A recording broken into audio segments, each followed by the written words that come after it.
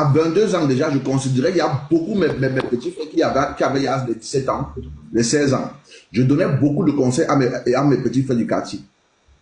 Parce que je voulais qu'ils doivent être comme nous, voilà, les jeunes de mon âge aussi.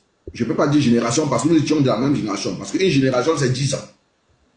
Donc, si j'ai 22 ans et que je conseille un petit de 17 ans, c'est ma génération. Mais nous, on les considère comme des petits frères. Et aujourd'hui, ces petits frères-là au quartier ont failli, il y a l'un d'eux qui a failli ôter la vie à mon ami.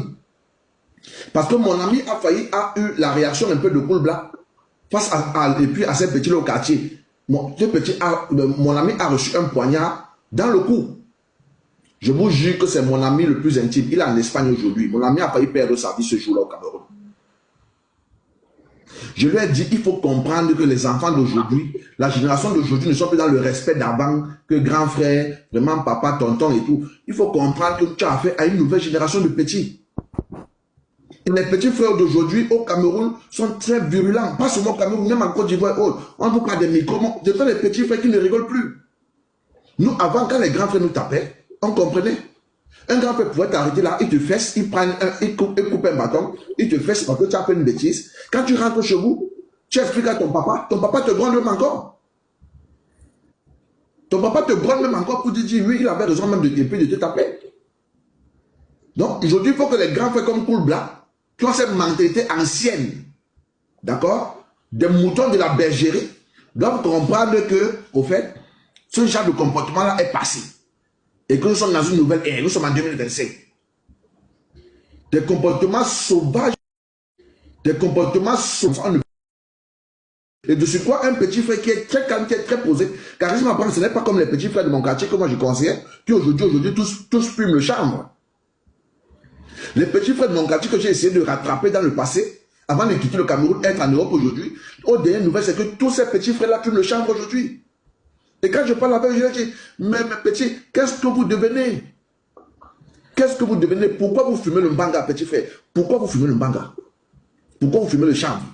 C'est comme ça que moi je cause avec mes petits frères là. D'accord? Et ce sont les petits frères aujourd'hui qu'au Cameroun, ces petits frères là savent que je suis toujours été un bon grand frère pour eux. Un grand comme Cool Black ne peut pas s'amuser avec mes petits frères que j'ai laissés dans mon quartier là hier. Jamais. Ils ne peuvent pas s'amuser avec... Même mon petit frère que j'ai fait venir ici en France, lui-même déjà au Cameroun, il avait déjà une autre allure. Il avait une tension comme pas possible. Il était nerveux, mon petit frère qui a fait venir ici en France. Mais il était nerveux. Voilà pourquoi j'ai détaché mon petit frère du Cameroun. Il a dit il faut qu'il vienne en France. Parce qu'il avait une colère comme pas possible. De ça, les petits frères, ils ne rigolent pas. Je suis sûr qu'au Cameroun, si Cool Black se mettait même face à mon petit frère, mon petit frère pourrait faire tomber le corps de Cool Black au sol. Je dis, je ne veux pas de mon petit frère. D'accord? Quand on voit un comportement comme ça là, face à un petit frère, quand tu regardes Charisma Brand, quand tu regardes ce petit frère là, c'est un petit frère qui est soucieux de son avenir. Le petit frère essaie de s'en sortir. Le marabout qu'il a pris pour tourner les petits comédiens avec ce marabout, il paye ce marabout. Si ce marabout ne gagnait rien, ce marabout n'allait pas être là, en train de faire la comédie avec lui. D'accord?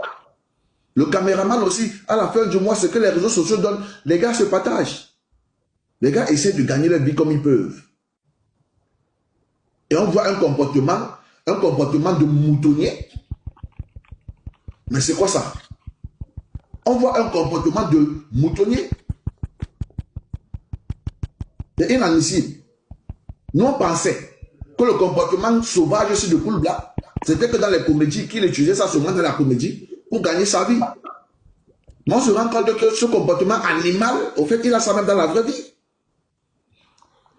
Qu'est-ce qu'il est réellement dans la vraie vie? Parce que agresser quelqu'un comme ça, prendre 50 000 francs CFA, presque 100 € à la personne, 100 $, arracher le téléphone de la personne cassé. Mais c'est une haine indescriptible. De ce quoi lui-même est un comédien.